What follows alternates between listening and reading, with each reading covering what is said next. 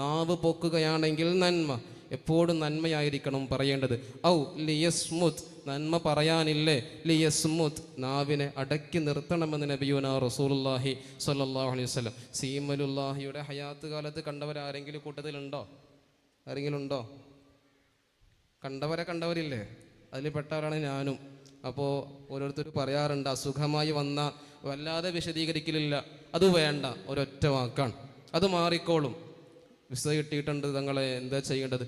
വേണ്ട, പോകണ്ട കാര്യമാണെങ്കിൽ പൊയ്ക്കോ, റാഹത്തിലാകും. 1 or 2 കലാമുകൾ. അത് മഹാന്മാരുടെ ഔലിയാക്കളുടെ വലിയ അടയാളമായിട്ട് മഹാന്മാരായ പണ്ഡിതന്മാർ മുഖ്തസറുൽ മആനി പോലുള്ള ഗ്രന്ഥങ്ങളിൽ പറയുന്നുണ്ട്. അതുകൊണ്ട് പ്രിയപ്പെട്ട മുഅ്മിനീങ്ങളെ, നമ്മൾ കാരണം ഒരാളെ മനസ്സും ശരീരവും വേദനിക്കരുത്. നമ്മൾ ഈ നാവ് കൊണ്ടല്ലേ ദുആ ചെയ്യുന്നത്. നമ്മുടെ ദുആ സ്വീകരിക്കണമെന്ന് നമുക്ക് വലിയ ആഗ്രഹമുണ്ട്, പ്രതീക്ഷയുണ്ട്. രക്ഷിതാവാകുന്ന റബ്ബാകുന്ന അള്ളാഹുവിനോട് നമ്മൾ ദുആ ചെയ്യുമ്പോൾ